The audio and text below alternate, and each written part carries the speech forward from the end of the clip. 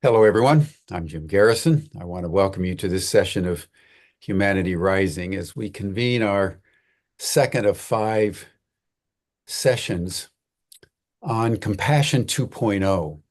And today we're going to be exploring what we're calling the third harmony, about the new narrative for humanity that deals specifically with the issue of violence and nonviolence. I want to begin our reflections today because we're going to be talking about the issue of violence and nonviolence as uh, part or not part of the essential core value of humanity in terms of our nature and so forth, with a new report that has just come out in the Lancet, British journal, about the genocide that's going on in Gaza. I think there's some very important information that we all need to take in.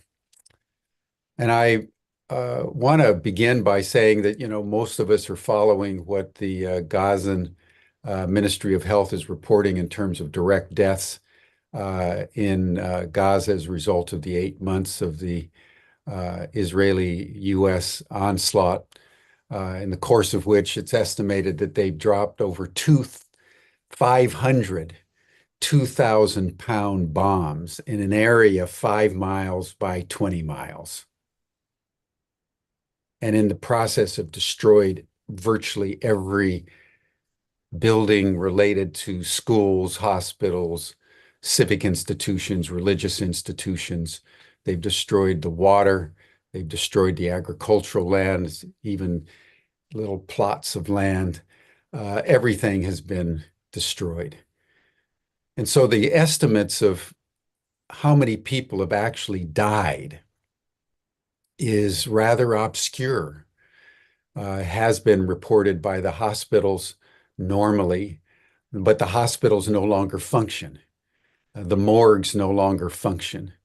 The doctors have been either killed or compromised in extraordinary ways and have so much going on that they can't even deal with the direct body counts of the corpses that are being brought to the hospitals. So the Lancet has been doing a very interesting analysis that I think we should just take in as we contemplate human nature today, and whether violence and nonviolence is part of our nature or whether it is not.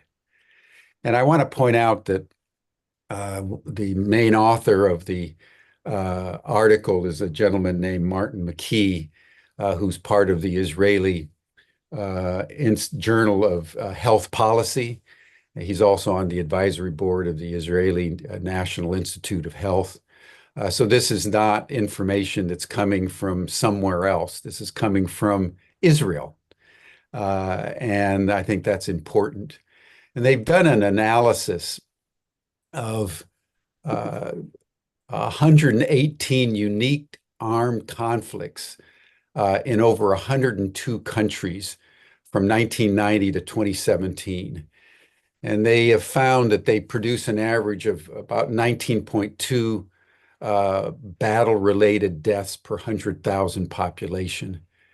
And through various calculations, they have arrived at the average data point is 16 civilians dying of either starvation, malnutrition, collateral damage, improper birth, if they're being born during this time, for every direct death in the actual combat. So if you calculate 38,000 direct deaths and multiply that by 16, you get some measure of the damage that the Israelis and the Americans have done to the Palestinian population in Gaza. And I want everybody to just pause for a moment and take in what genocide means. After 8 months of literal obliteration of Gaza, using the most advanced surveillance, AI, weapons technology known in modern times against a completely defenseless population. They estimate that in this article that 90% of all the children under the age of 5 are suffering some kind of infectious disease. And that 30 to 40% are suffering what they call acute starvation. And yet the Israelis continue to pound away on Gaza. They've decimated Rafah. They've gone now back into Gaza City. They're no longer even warning the populations about where they should flee to because the populations are no longer capable of much movement. And it reminds me of some of the research that Hans Selye, the great Canadian researcher into stress, if you've read any of his works on stress, he talks about how in the Lebanese war, he observed a parent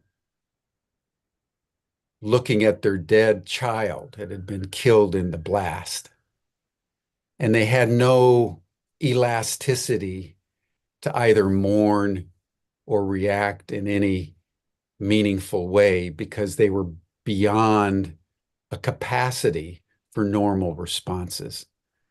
That's where we are now in Gaza and to a large extent in the West Bank. And so the fact that the United States of America and Israel are colluding to continue this in the face of the worldwide recognition that this is genocide raises for all of us a very deep question about not only politics, but human nature itself. So as we begin this program today, I want us to take this program not as something theoretical, not as something that we talk about in terms of violence and nonviolence in some academic way. But what we're seeing is a challenge to the very nature of our humanity as the genocide unfolds unimpeded.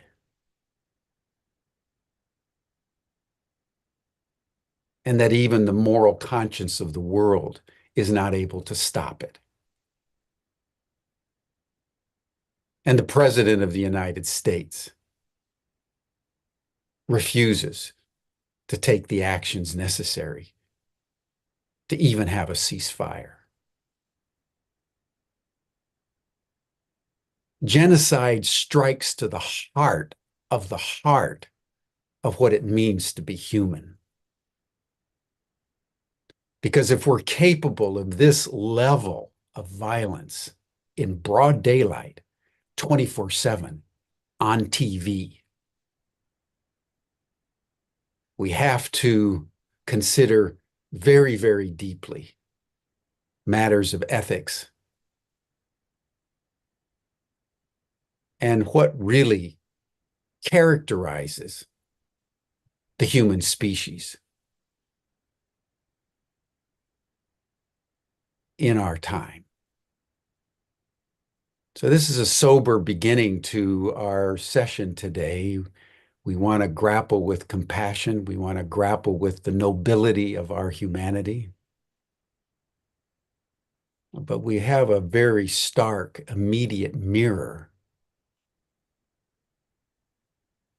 that's right in front of us. So thank you for joining us today, everyone. And I want to bring on my good friend and colleague, Tom Eddington, who will introduce Michael Nagler, along with Carson Kelly, for this discussion. But we want to go deep today, everybody, because genocide leaves us no other choice. Thank you, Tom. Welcome. Yeah, thank you, Jim. I'm almost at a loss with such sobering comments. I mean, there's so much that comes to mind for me that I've shared on prior Humanity Rising broadcasts. We've got eight billion people on the planet, and the vast majority, well over 7 billion of us, are living in a state of peace, whether we're talking sweet peace at the highest level or at the just a basic level of peace. And and yet there's also the reality of the conflict in Ukraine, the conflict in Gaza, and some other hotspots around the world. And so the challenge for us is to hold both of those as true and to understand that each of us have within us the innate ability to be compassionate, um, to know that we're hardwired for collaboration and cooperation. And there's the knowledge that we have, is recently shared by Marianne Williamson on a broadcast we did together, that the people of Israel have been dealing with unprocessed trauma from World War II, and that enables the kind of behaviors that we're seeing. And so all of that is true, and I'm just delighted to have Dr. Michael Nagler with us today to really get into this topic. Michael is one of the foremost authorities on nonviolence in the world, and delighted to have you with us today, Michael. And also delighted, Carson, to be back with you again today. And thank you for helping put this week together, and the work that you do with Compassion 2.0. And so I couldn't think of two better people to be in this conversation with. And I'm daunted by Jim's opening comments and the reality of what is happening in Gaza. And yet at the same time, I hold that's, it's one dimension of what's happening on the planet, and it's only one reflection of who we are as a species. And so, Carson, I'll turn it over to you for any opening comments you'd like to share, and really looking forward to getting into this conversation with you, Michael. And Michael has written a book a couple of years ago called The Third Harmony, which we want to explore, but also had an opportunity to collaborate with me and a couple of other folks to create the Third Harmony film. So, Carson, turn it over to you for a minute, and then we'll get into it with Michael. Thanks, Tom. Just take a quick moment. I'd like to thank Jim Garrison and the team of Humanity Rising for inviting me onto the podcast to share the work broadly of Compassion 2.0. Really appreciate it. Also, Tom, thank you too for all of what you've done, A, but B, also for being the colleague in this endeavor when it comes to this Compassion 2.0 work on Humanity Rising. My name is Carson Kelly, and I'm the founder. And for those of you that don't know me or Compassion 2.0, Compassion 2.0 is a collection of professionals who are attempting to scale compassion through the intentional architecture of compassionate human experience that's both based on scientifically validated practices and interventions, and that can be measured. We do this through the creation of compassionate and flourishing frameworks through both product development and organizational culture architecture. Community consists of many thought leaders, organizational developers, product developers, neuroscientists, behavioral scientists, coaches, and more. And again, you can learn more about us at compassion2.com. If you have any interest in what we're doing, we have a whole series of fall events that are going to be taking place, one in Berlin and several in San Francisco Bay Area. So anyway, thank you for the opportunity, and I look forward to the conversation. So Tom, I'm going to throw it back to you. Thank you, Carson.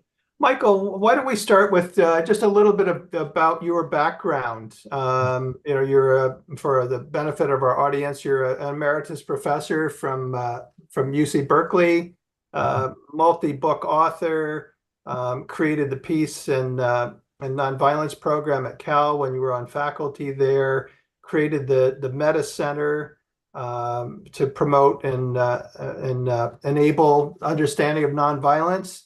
And so I'd love to hear just a little bit about your personal journey. Yeah. What led you to do the work that you do, and also what was the inspiration for writing the Third Harmony? Hmm.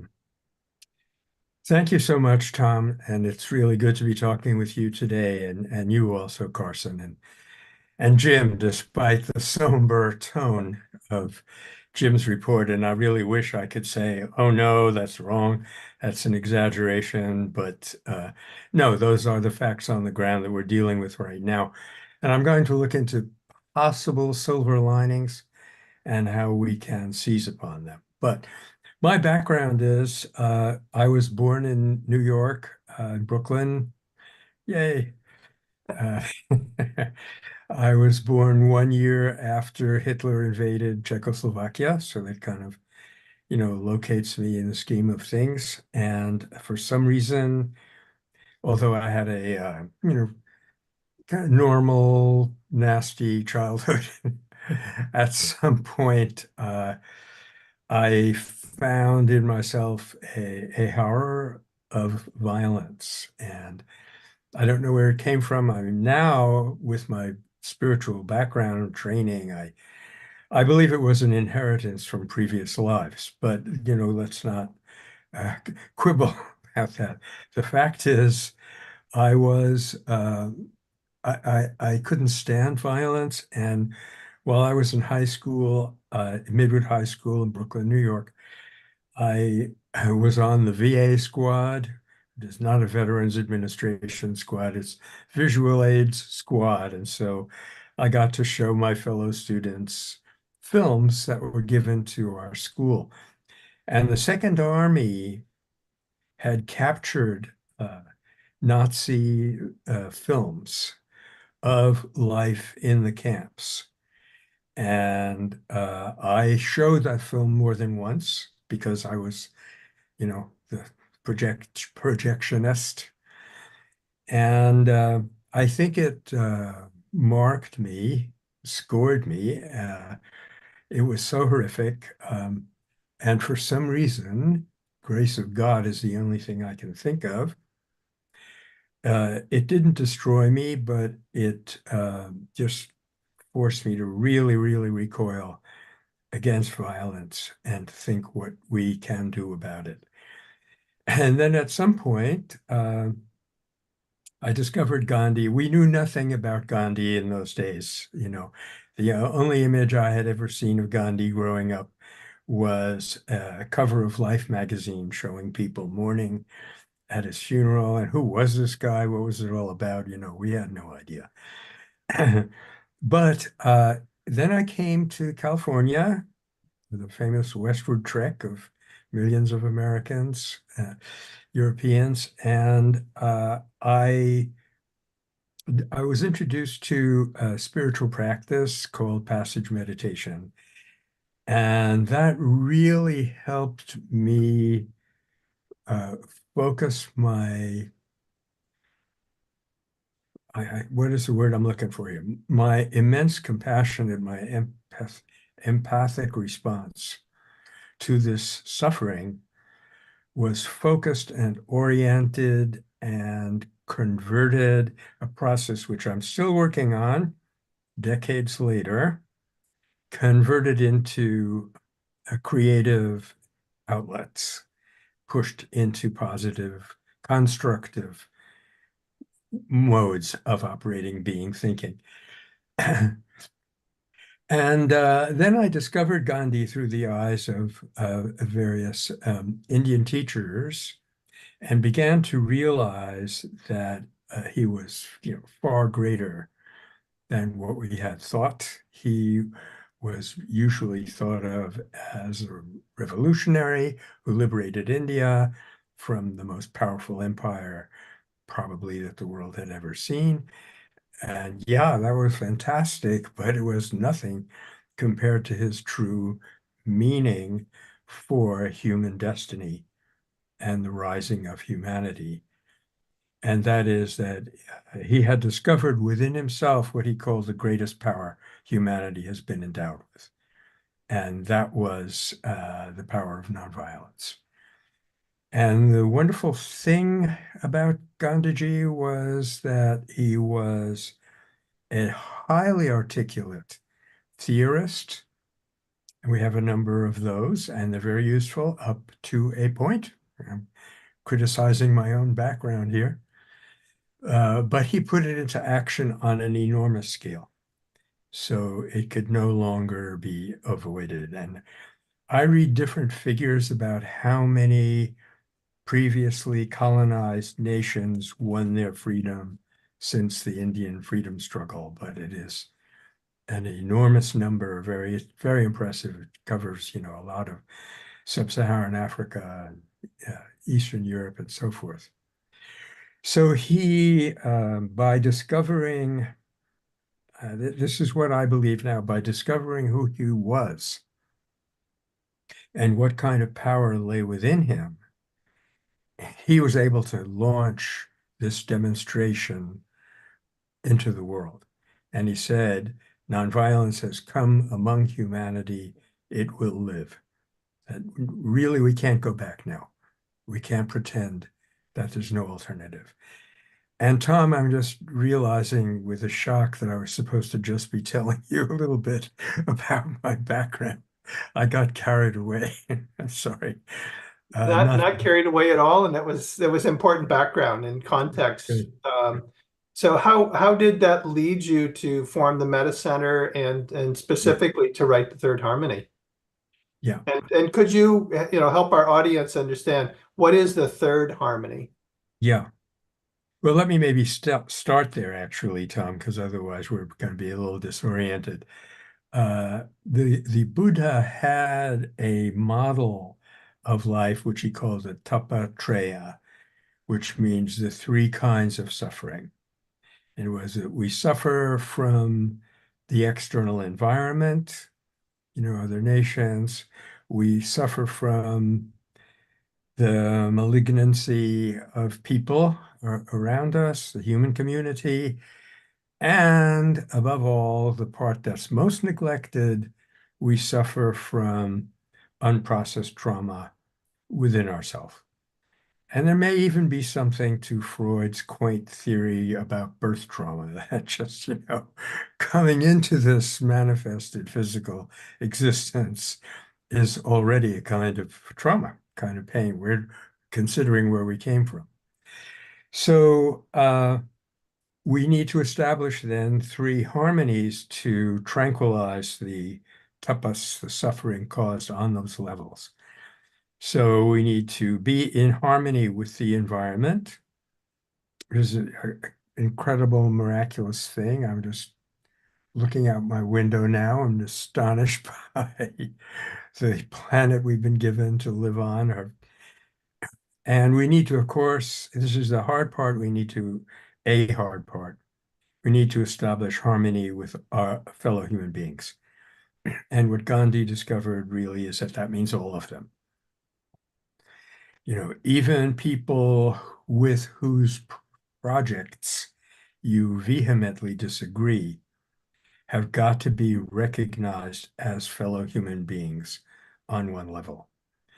And you've got to work out the technique of resisting the projects without any ill will towards the fulfillment of the individual person, which relies in turn on the faith that such a thing is possible, that we do not live in a negative sum world, that in reality, and Martin Luther King was just so eloquent about this, I can never be what I should be, what I am to be, until you are what you ought to be. And you will never be what you ought to be until I am what I ought to be. And so it's discovery of that harmony on in the person, in one's own person, leading to harmony with all other human beings and harmony with the planet. So here I am, slogging away at this spiritual practice in 1980 and 1981. And one day our meditation teachers convened us and said, what are we going to do about the violence? I was still a university man, so I said, we'll form a think tank. And so we started this thing called the Meta Center for Nonviolence. And our driving principle, our motto is helping people practice nonviolence more safely and more effectively. Because what we're seeing on very wide scale today, especially in an extremely interesting place called Ladakh in northeastern India, people are offended by some form of injustice and they need to act. But in some cases, they want to use a different method from those who are occasioning the injustice, the violence. They don't just want to match their methodology, so they try to act nonviolently. But alas, here is where the disorientation, the failure of our educational systems come in, because even in India, people are not thoroughly conversant with what nonviolence is and how you do it, though their situation is much less vacuous and grim than ours. They know a lot more because Gandhi is the father of the nation and so forth. So what we try to do at the Meta Center is provide good information about what nonviolence is and how to develop it to the largest number of people possible. And so, we've been doing project after project. It's some years now, and we've been fairly good at monitoring the results of what we're doing and checking with the numbers of people. Meta has been called, I think quite accurately, a small but mighty organization. We're not Ubiquity University. We cannot reach a large number of people. So we have focused on trying to reach people whom we can be of real help to and can be of help to us with their experiences. And so then I noticed, I saw a film called I Am, and in that film, there was a cameo appearance of Mahatma Gandhi, but not a word about who he was and what he had done. So I said, I'm seeing a need for a little filling of a gap here.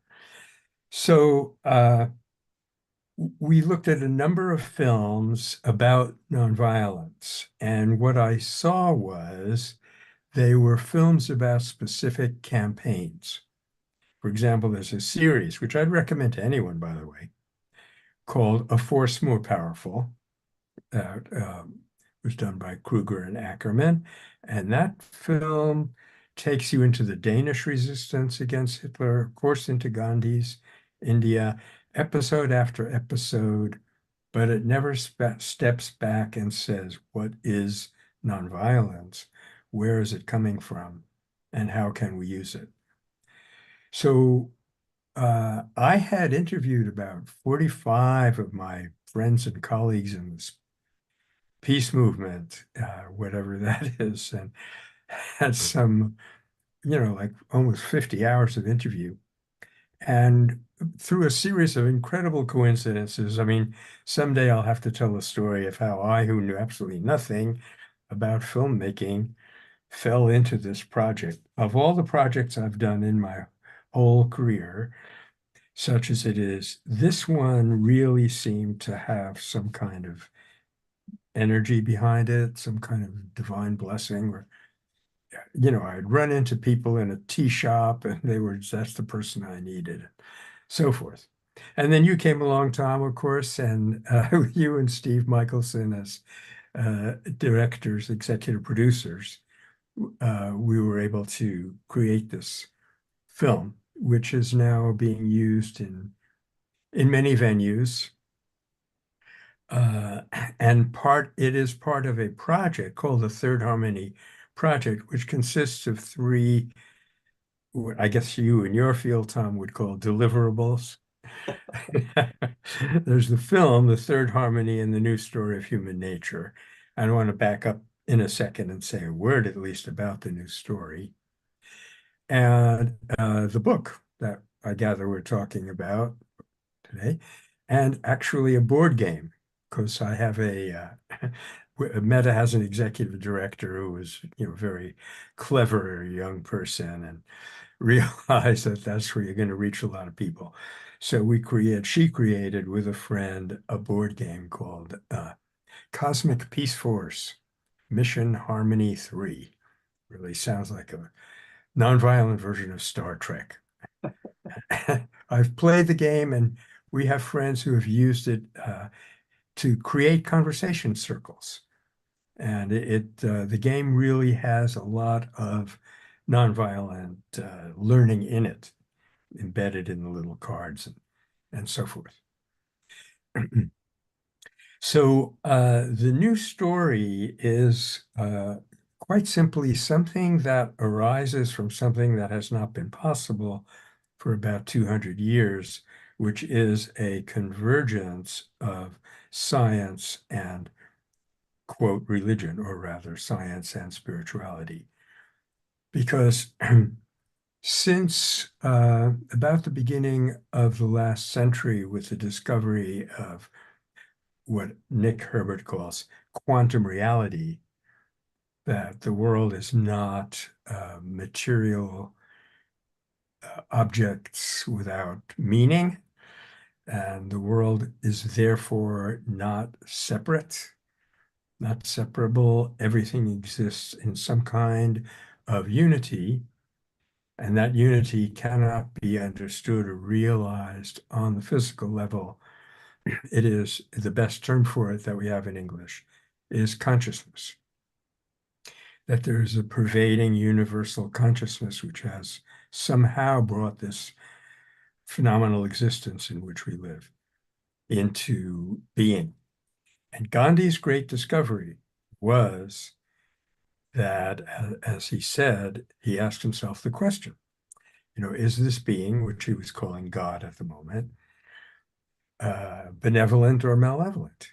And he said, if you look through the horrors that, for example, we are seeing being launched on Gaza today, and that is like one of the most horrible episodes that I can remember taking place, at least since the Holocaust. And of course, it is a mirror image of the Holocaust.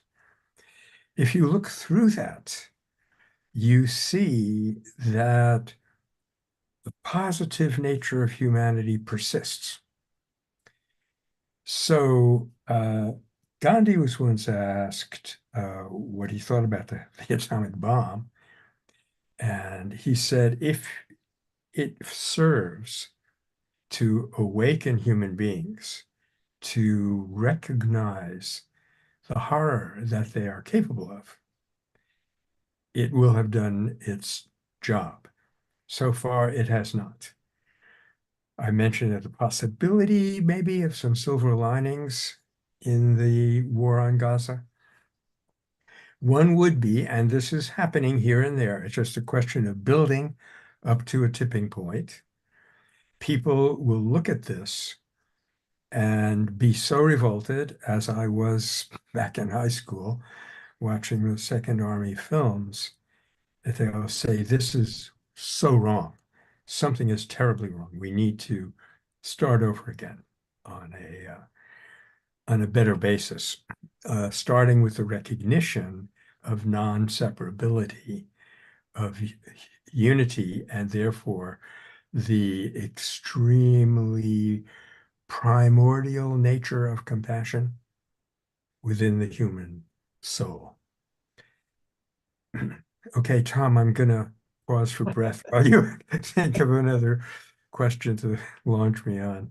Yeah, thank you for that background, Michael. It's really important, and I'm looking at the chat and seeing, and I think it's important to help our audience understand. And you just started speaking to the relationship between compassion and nonviolence, and the other piece I think is important is to talk about the two hands of nonviolence. Yeah. Because there's oftentimes there's a misunderstanding of what nonviolence is. So if you could speak to both the relationship between compassion and nonviolence and the two hands of nonviolence? Yeah.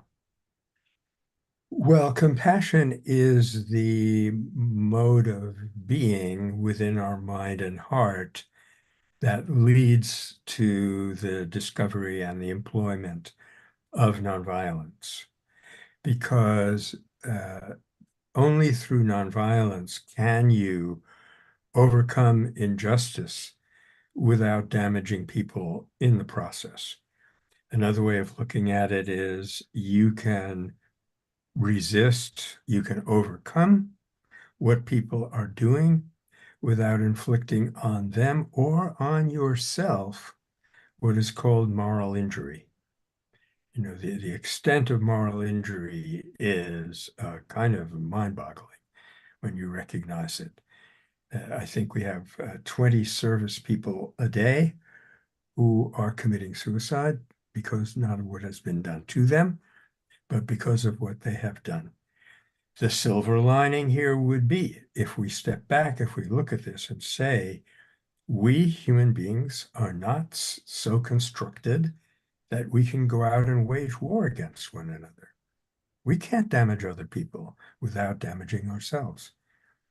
Therefore, we need a method, as Martin Luther King said, which will enable us to prevent, overcome other forms of hostility and injustice without wishing or inflicting harm on the well-being of the persons doing it.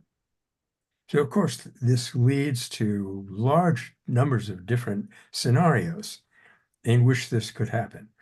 But the underlying principle is you do not wish harm on anyone. And that's where compassion then becomes the guiding principle that points you into a certain set of actions which you can undertake and others which you must avoid. What was the other question, Tom? Just the two hands of nonviolence. Oh, yeah. Yeah, this was a very, very nice image, which has been very useful, which was discovered by Barbara Deming. And it really kind of summarizes in a graphic image what I've been just talking about. That is, with the two hands of nonviolence, one hand says, I will not permit you to continue with this injustice. I'm going to stop you somehow or other. And at Meta, incidentally, we've created something called the escalation curve, which plots the level of dehumanization that is operating in a conflict, which we see in extreme form in Gaza today, and the kind of resistance that nonviolence has to offer. And if the dehumanization has gone too far, then you have to go into the mode that Gandhi called do or die. I'm going to stop you or die in the process, in the attempt. I don't like that any more than anyone else. And so the idea would be to intervene much more early in the development of the conflict, in the expansion of that dehumanization. That's where the unaddressed national trauma that you referred to, Tom, it comes in. You know, if we had found a way of really addressing that, we wouldn't see what has recently been called this death spiral of the Israeli state that's going on. So the other hand says that even while I'm resisting what you're doing, I'm open to you as a human being. In fact, it's because I'm open to you as a human being that I know that the violence or the injustice you are doing is not what you really want. And so I am actually helping you to discover who you are.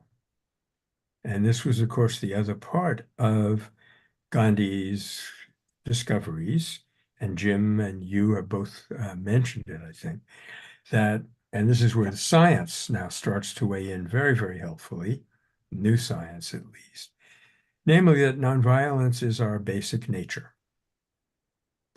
And it's in discovering our capacity for nonviolence in thought, word, and deed, that we discover who we are. So that is the new story aspect of the film. And incidentally, the website for the film, Stephanie would be very angry if I forget to mention this, is thethirdharmony.org. And if you want to look at the Meta Center, just remember that Meta has two T's. It's not the Greek word, it's the Buddhist term. Thank you, Michael. I've got some other questions, but I'm just sensitive to Carson sitting there quietly, patiently waiting to jump in. So please join us, Carson. Thank you. Michael, thank you first off to meet you, and thank you for your work and for sharing your path. It's I've had like 3 different major epiphanies that I'm going to have to reflect on, texting several people like, you've got to get on this podcast right now and be listening to this, one of which is my wife. You said something earlier that I wanted to explore or have you share your thoughts on. And it really had to do with the timing, I think, of the nonviolence and the notion that now that it's here, we can never go back. Mm-hmm. And I wanted to know if you could just unpack that a little bit more. And was it Gandhi that said that? And I apologize, I didn't track that. So I guess my larger question is somewhat academic, somewhat spiritual, historical. Why do you think that nonviolence came forward through Gandhi at that time? And forgive me, I don't know much about the history of nonviolence leading up to Gandhi. Just listening and reading some of your work, I think about Gandhi, I think about Martin Luther King, of course, never mind the current of various flavors of Buddhism and other spiritual teachings, Christianity, et cetera, that do promote compassion. But just the notion specifically of nonviolence as a response to harmful force in the historical context and the spiritual context. Yeah. Great question, Carson. Thank you. Gandhi said, and he wrote this to Tolstoy, and Tolstoy agreed with him, that what he was doing in South Africa, this is the first phase of Gandhi's awakening as a nonviolent actor against the apartheid regime of South Africa. Note that word in reaction to what's going on in Israel. He said that nonviolence has always existed. The world could not exist for a moment without it. It is the underlying creative, conscious force of all being. But this is the first time, he said without any false humility, that it has been mobilized on a large political scale. And that was the impact of the great demonstration, which he first worked out in South Africa on that scale, which was big enough, and then felt that he was ready to take it to the jewel in the crown, maybe the largest single colonial empire that still existed was in India. And he felt that, with everything he had worked out in South Africa, he could then mobilize it and do it in India, because even the British would see that they could not prevail against it. And incidentally, I think it's important for us to talk about one misconception that comes up here. People say, oh, Gandhi was successful in India because the British were so nice. It's mostly the British who say that. But if you look at the Jallianwala Bagh massacre and other episodes, you will see that they were clever enough to conceal their ruthlessness most of the time. And sometimes in nonviolence, unfortunately, what you have to do is actually unleash it so that people can see this. This is something. See, Martin Luther King was criticized. He said, look at all the violence that you caused. And he said, I did not cause violence. We did not cause violence. What we did was harness anger under discipline for maximum effect. That is the secret formula for nonviolence. And in so doing, make manifest the structural violence of racism. Mm. Because without doing that, you really couldn't address it. You couldn't solve it. So yeah, there is that apparent contradiction that sometimes when you start a nonviolent movement, there's a lot of violence. So when Gandhi mobilized people by the tens of millions, he was the first to acknowledge, with some regret, that what he was doing was what he called, what they were mostly doing, was called the nonviolence of the weak. The other term for it that's current these days in political science circles is strategic nonviolence. And I've seen very eloquent statements about this from Ladakhis right now who are waging this nonviolent struggle against the Chinese, who are encroaching on India's arable land, and against the central government of India, which is pretending that that's not happening and industrializing the area in a harmful way. So here there's a small group of people waging war against two enormous governments. And one of them said, a man named Wang Chuk, who is a leader up there, he said, we are not going to take to violence because that would give the government an excuse to repress us.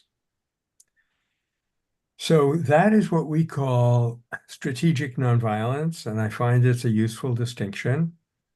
Principled nonviolence would be, we are not going to use violence because that is not who we are. And we have faith that that underlying appeal of the two hands will awaken the conscience of anyone.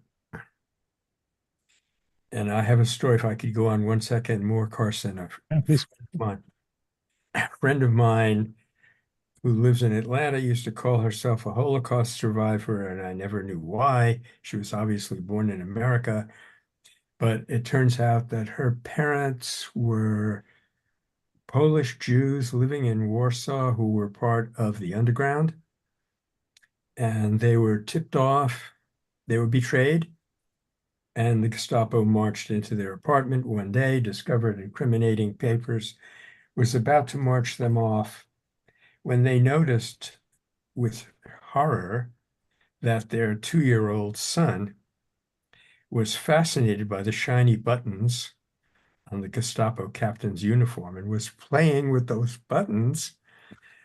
And the Gestapo captain looked down and he saw this child, and when he looked up, his face had completely changed. And he said, I have a child back home just his age, and I miss him very much. And he said, you are free to go. And he took his men and marched out of the room.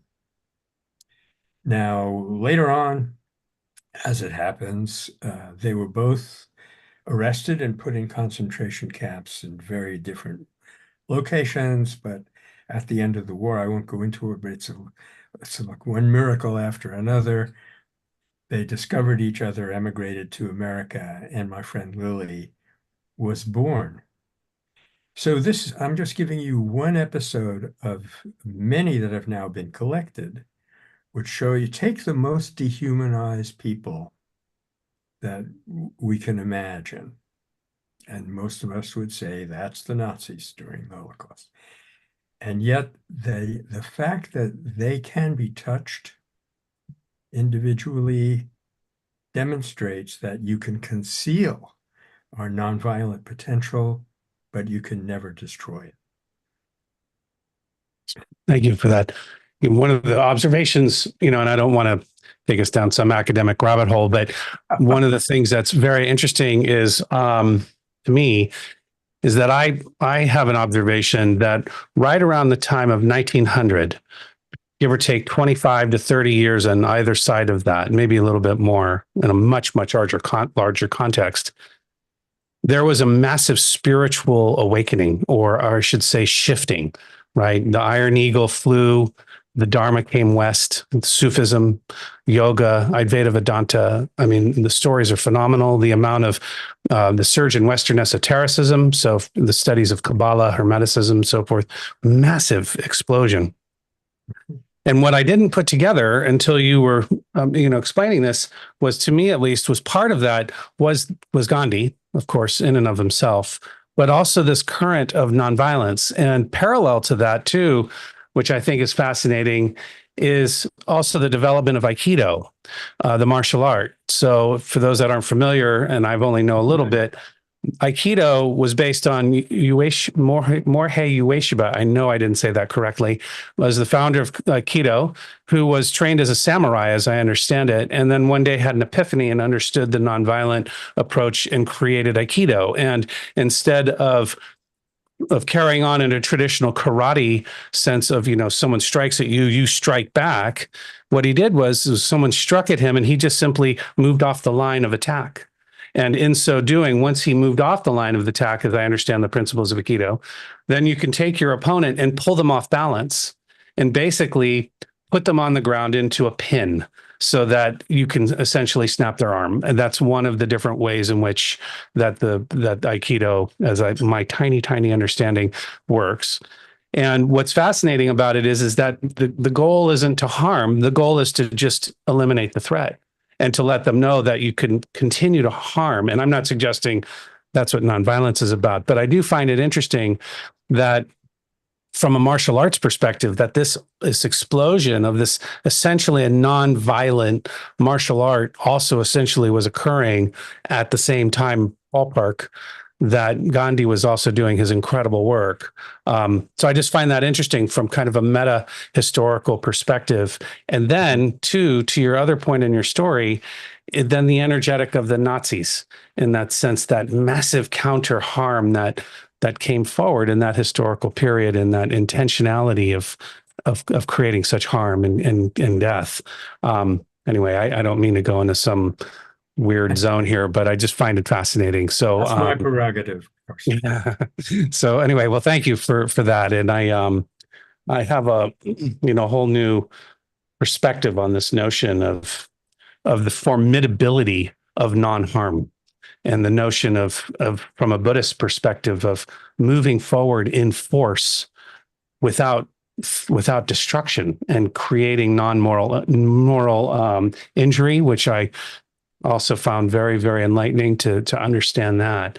But to show up without harm, but without weakness, and without non-strength. So it's a beautiful, I would say, not sentiment. It's a beautiful orientation, and at the same time, probably very paradoxical to the previous extractive patriarchal frames that we come from.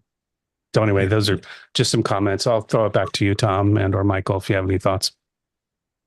Yeah, something that's coming up for me, Michael, you were talking about the two hands of nonviolence and some of the examples you were using. And I think it might be important right now, just given some of the sober message that Jim started us off with the program today about Mel Duncan and the Nonviolent Peace Force and the work that he's putting together to send a team of nonviolence Peace Force members into Israel, into Gaza. And if you could speak to that, and feel free to make an appeal to help support Mel's work. Yeah. I am so enthusiastic about Nonviolent Peace Force, which is the organization that Mel co-founded with David Hartso, and I was in on the founding discussions of it, which was so exciting and so inspiring and encouraging to be part of. It all grows out of a concept of Gandhi's. He called it the Shanti Sena, or the Peace Army. And he said, just if we can train thousands of people, both men and women nowadays, to use violence, why can't we train them to use nonviolence? And why can't we create armies, in this unarmed armies, so to speak, of people trained in nonviolence and have them go in and do interventions in conflict areas? I think we very wisely decided back then, we're talking about the early 80s, I think, and Mel and the rest of us decided not to go into Israel yet because we weren't strong enough, we weren't ready, we hadn't demonstrated to any degree the effectiveness of nonviolent intervention. The term for which nowadays is unarmed civilian peacekeeping / accompaniment, UCP/A. And this is, Mel has written a very cogent document. He's talking with Sami Awad, who runs Holy Land Trust in Bethlehem, very good friend. And what they have worked out is to send a team, try to collect, by now there are some 200 people who have been trained to do this. Okay, that's nothing like the size of a military intervention, but they've got a lot more power at their back because they are mobilizing and deploying nonviolence and not violence. So Mel's proposal, I'm not sure exactly where it stands right now, but it is to send 100 trained peacekeepers into the West Bank and then use that as a staging area for going into Gaza. Of course, at this point, the really sad prospect is, will there be anything left of Gaza to go into? And I guess we just don't know. But what they would be doing is deploying nonviolence against the most powerful violence that's operating in the world today. And that's what's the important point to overcome in almost everyone's mind, and this is what we do at Meta day in and day out, is the misconception that nonviolence is a weak force and can only operate against a weak resistance. So what we would be able to demonstrate in Gaza, if there's still time to do that, is that no, nonviolence is a very powerful force. Gandhi said it is the most powerful force that humanity has been endowed with. So to learn how to do it, get beyond the reactive mode of protest and go into, creating constructive programs and educational systems that orient people toward that inner capacity that they have and how it can be mobilized in the social field. That's what's happening now, Carson, and why it's happening in just at this period of time, I'm not sure.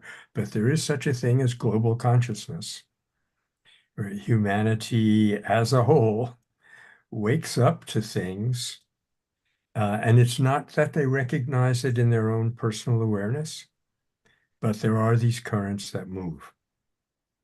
And it looks like the time has come where, as Martin Luther King said, we are now starting to see that the choice between us is not between violence or nonviolence.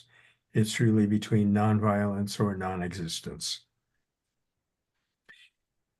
So I feel very good about Meta, what Meta is doing, despite the small scale, and what the Third Harmony tries to do is that it's intervening at a real point of leverage. Because we are at a point in human history, human destiny, where a little more awareness of what nonviolence actually is could go a long, long way.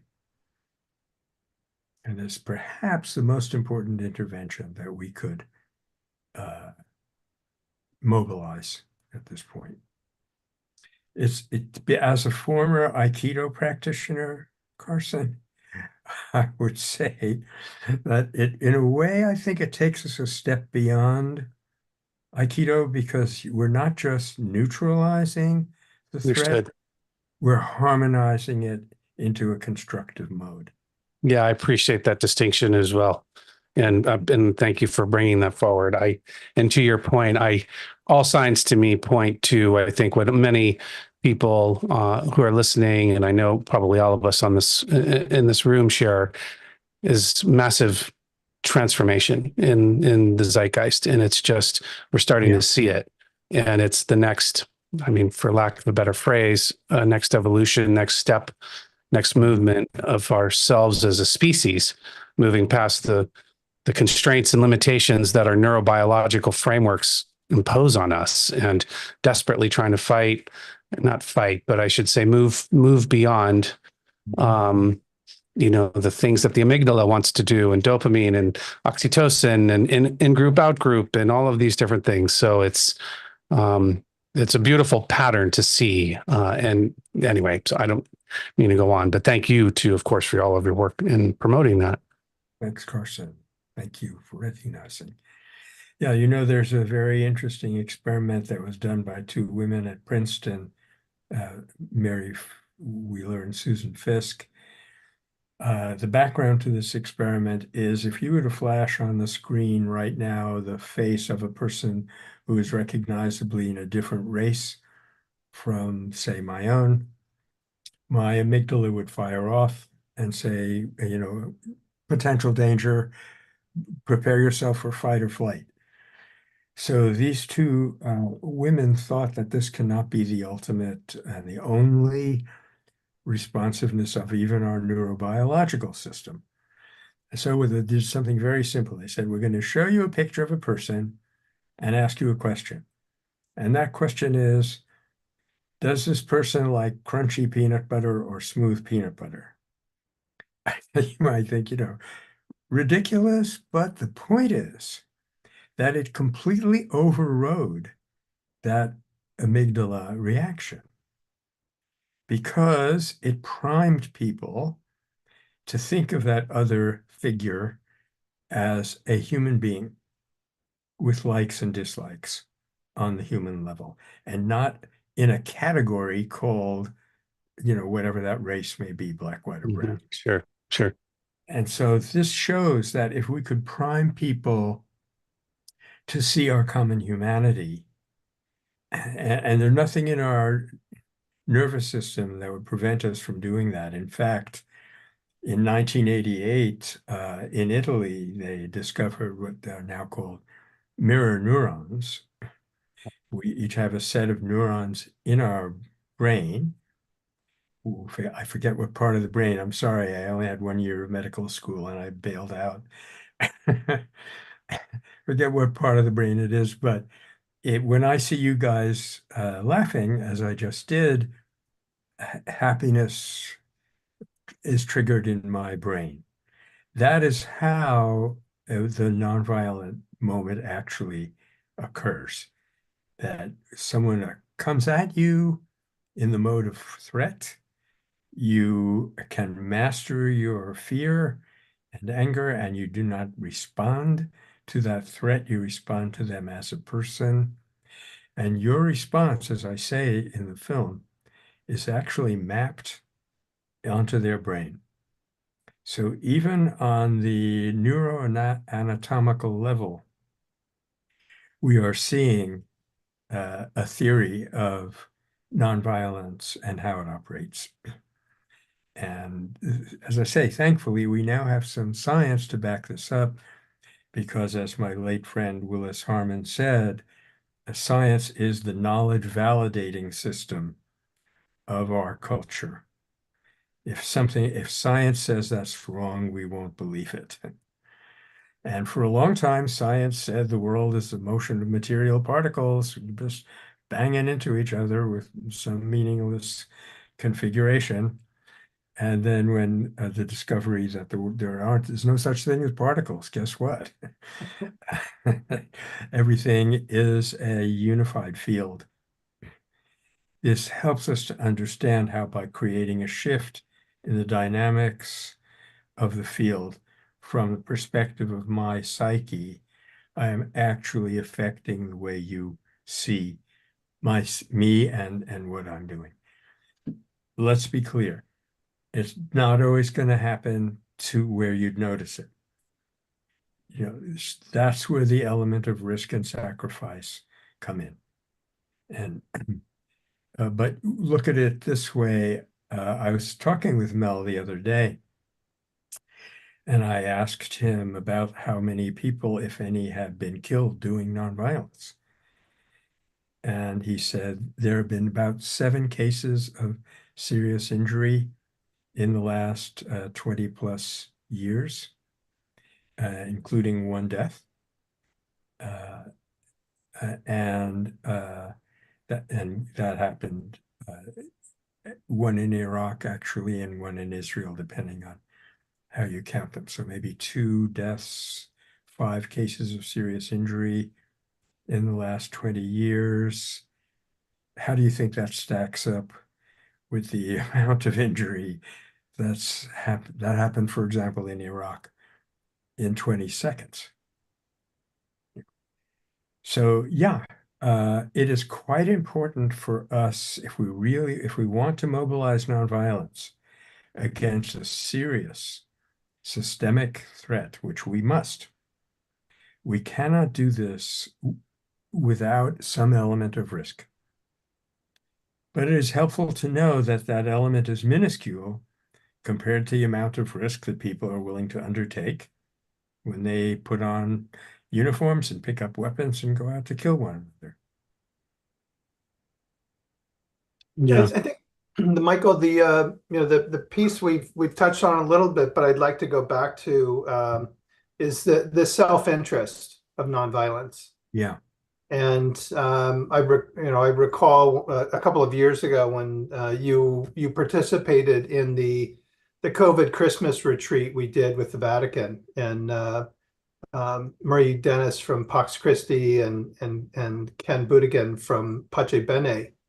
And I had a chance to interview a woman in the West Bank, Mhm. and she was describing her life living as a Christian Palestinian in the West Bank, Yeah. and how she violently hated the Israeli people and Mhm. all of the suffering that she was experiencing. Yeah. And she was very clear, I hate them so much. Mhm. And yet, just like the Tonglen practice in Buddhism, she said that only hurts myself. It's like self-administered poison. And she had developed a practice of every day loving those who were her tormentors, and just recognizing that, out of self-compassion, Yeah. it Yeah. was in her interest Yeah. to love those who were oppressing her. And I wept as I was interviewing her, and as she shared her life and her experience, and the incredible insight and the choice that she made.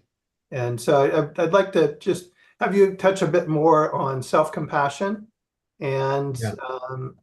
and that component of nonviolence. Yeah. Wow. Yeah. Of course, the further step that that woman would want to maybe take to complete the conversion would be the 2 hands. To love the Israelis as people, but absolutely because you love them and you know that they're hurting themselves with this incredible violence that they're trying to inflict on others, to help them disengage from that violence in any way you can.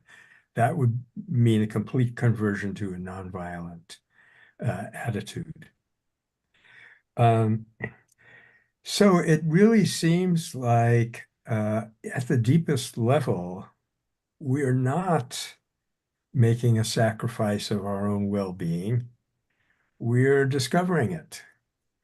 And Gandhi would always say that our mode of being as human beings is one of service. It's service to others. And if it reaches the point where that service has to entail suffering, make a judgment about where you stand, what are your capacities, like what I was saying about nonviolent peace force. If they had started off by going into Israel, Palestine, they would have been overcome in the early stages. But they started off actually in Sri Lanka, in Jaffna, and in other places where their training and their capacity was sufficient to protect them on the one hand, and also to make a difference. And they very, I think, astutely built up their strength until they're now ready to actually offer their services in Israel, Palestine. So I guess the point we're talking about, though, Tom, is how this is good for you. And it's easy to see that if you simply flip what we know about moral injury. I have a relative, a friend in my family's passed on now, who was a psychiatrist and actually went to New Guinea during the war and treated what they were kind of just dismissively calling combat fatigue, but is the response of combat practitioners to the horror really of what they are doing and causing severe mental disabilities and what we could classify as insanity. And he was a psychiatrist working with these men, and what he said was, everyone is injured in war. Some of it shows up as PTSD, which we then better understand as moral injury. Some of it doesn't show up, but it is unaddressed trauma that you carry on with you for the rest of your life. Conversely, and this is just scientific way of thinking, if it hurts us so much to do violence, doesn't it help us that much to do nonviolence? Duh. And Gandhi said, yeah. He said, doing this practice gives me a joy that I have no power to describe. A joy and a feeling of oneness with nature, he said. So even if we are self-interested, and I will confess to a large quantum of self-interest in my psychic makeup, if we have enough understanding to where our interests actually lie, we would do a non-harming resistance towards injustice wherever we see it. So that is, I think, the new story of human nature that is the other part of the title of the third harmony. Yeah, it's a discovery that we are inextricably interlinked, and that living in accordance with our innate capacity for one another, which we see mapped even into our brain structures, is where our fulfillment lies. That's the new story. This is not a meaningless world of competition and strife in which we are doomed to compete for survival. That's the old story. Yeah, thank you, Michael. And I was going to invite Jim to join us, and as we finish up today's broadcast.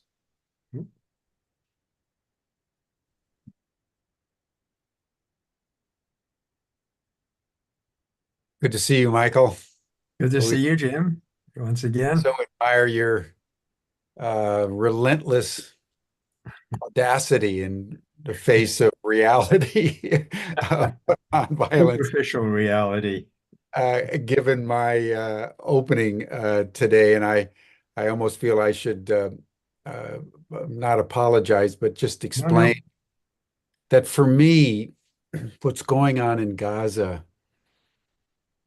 is in some ways almost sui generis. Mhm. Uh, and I think what is the most challenging is for the world to be observing that the very people that endured the Holocaust are now within a generation inflicting a Holocaust. It creates such a cognitive dissonance in the mind that normal categories cease to be applicable as we kind of talk about various uh, dimensions of human civilization and forward progress. So I want to just note that, and I've been focusing on the events in Gaza over the last 6, 7 months in a particularly consistent way because I think it's really challenging, particularly Americans who are Mhm. actively supporting it with the military hardware. And I'm speaking, of course, of the government.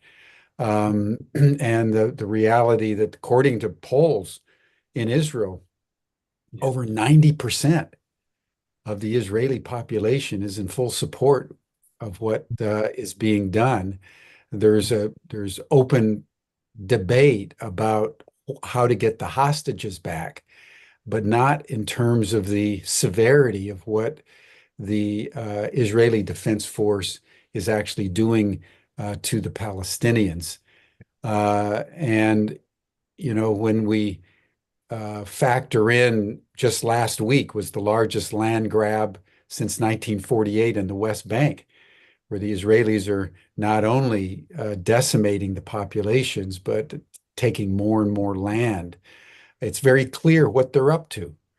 And that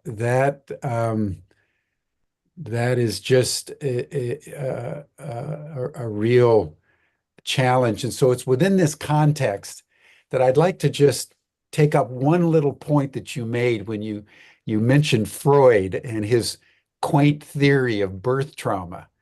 To me, that's the central trauma. I don't think it's a quaint theory. And I think Gabor Mate, Stan Grof with his perinatal, processes, etc., that the whole notion of transgenerational trauma, Mhm. birth trauma, interuterine trauma, what happens to the mother during birth, what happens to the children after birth, is um, if I had to kind of choose uh, um, an underlying causality to the violence in the world, Mhm. somehow I think Thomas Hubel and others who've been studying transgenerational trauma would Mhm. identify this as a major piece that's afflicting humanity at such a deep unconscious, I would say almost physiological level, Mhm. Mhm. that when people like you come to people or us and talk about nonviolence, it's hard for a completely traumatized species and Mhm. traumatized uh, communities and individuals to Mhm. supersede that trauma and Yeah. embrace the Mhm. total obvious truth that you're presenting to us, Yeah. because what you're saying is completely the obvious. Yeah. If violence hurts, why Yeah. not try nonviolence? But somehow we can't do it at scale. So I'd love to have you, in the few minutes we have, just to, out of the deep wisdom that you've garnered, what makes this so challenging, this transition to a nonviolent way of interactivity? Well, as a former Army officer in our film says, we are not taught Yeah. peace science. That's why I started the Peace and Conflict Studies program at Berkeley. That, of course, is just one level. We're just talking about intellectual awareness. We also have to carry it out in our personal life and our personal being. But our culture is such that it does not give us the tools to recognize nonviolence where it occurs. That's the stark situation that we're in. However, it must be added, this is changing. I think when we founded Peace and Conflict Studies at Berkeley, we were one of a very few, and there are now over 90 programs in America and Canada. There are at least 200 young people in Israel who have refused military service because of what's happening in Gaza, admittedly a small number, but numbers don't matter that much when you are dealing with a powerful force like nonviolence. You remember Thoreau saying, if I had one honest man, I could overcome slavery in this country, because that one honest man or woman would be backed by truth, which is a very powerful force. Good point. American Jews, like myself, well, I've been against violence for a long time, but American Jews are turning their back on Israel because of this thing. And one of the silver linings that I see, actually, I have been arguing for this for decades and alienated a lot of Israelis by making this argument, is that the best thing that America could do for Israel would be to stop providing them with weapons and diplomatic cover at the UN. Yeah. Because then what would happen? The Israelis would be forced to make peace because they'd have no other way of surviving in that region. And I believe that they have the cleverness and the humanity to be able to do that, though it hasn't, shown up much of late. But like there's a specific silver lining in addition to what I was saying before, that conceivably people may be so horrified by this that they realize that something is fundamentally wrong and they need to start education, culture, and relationships and policy on a completely different basis, which for a while now we've been calling the news story. But on the way there, I think if enough Americans said, we can no longer be complicit in this. This is too wrong. Even American prestige, which rode so high over the world for so long, is beginning to be degraded. Yeah. Because of backing this up. So once again, Jim, in our own self-interest, we back off and say, we're not going to use you as our attack dog in the Middle East, and you're not going to use us as your diplomatic cover for all these horrors that you're now perpetrating. You have to learn to live at peace in that region if you're going to be there. And Gandhi actually said, which startled me at first, but which I now think maybe had some wisdom that I didn't recognize. He actually said Jews should not have a homeland. They should live in peace and harmony in every part of the world. And there's no reason to collect themselves into a single entity. And if in order to do that, you had to impose yourself on the indigenous population, the Palestinians, in a way that they did, that the backlash would be horrendous. As it That's has. exactly what we're seeing. Exactly. Well, I've articulated for some time, I think you're absolutely right. I think I didn't know that Gandhi had said that, so thank you. The obvious solution is a unitary state. Yeah. I mean, Jews and Palestinians, they both have 7.5 million plus or minus. Yeah. In terms of the demographics, they should come together and live together like cousins, which they are. Which they are. Well, Jim, I've actually proposed a 3-state solution. a state for Jews who still don't want to interact with Palestinians, a state for Palestinians who don't want to interact with Jews, and a state in the middle of people who are happy to live together. And then in course of time, everyone would see that that's working so much better, and it would expand, and we'd have the unitary state that you're describing. Just bless your heart, man. You're a world treasure, my friend. You are truly world, Well, thank you, Jim. because Now I've carrying got it. Yeah. this torch, this particular torch in our world, takes remarkable courage and emotional and mental clarity. And I just want to acknowledge that. Thank you so much, Jim. Yeah. I will now try to live up to your interpretation of who I am. So, Tom Carson, maybe a final word and then tee us up for tomorrow. Yeah, Michael, as you know, I mean, you're such a dear friend, and it's always a joy to have you on Humanity Rising. As Jim said, you're truly a treasure, and it's wonderful to have you bestow your wisdom on our audience. And so, huge thank you for being with us today. And I'll turn it over to Carson to share any closing remarks and to talk about tomorrow's program.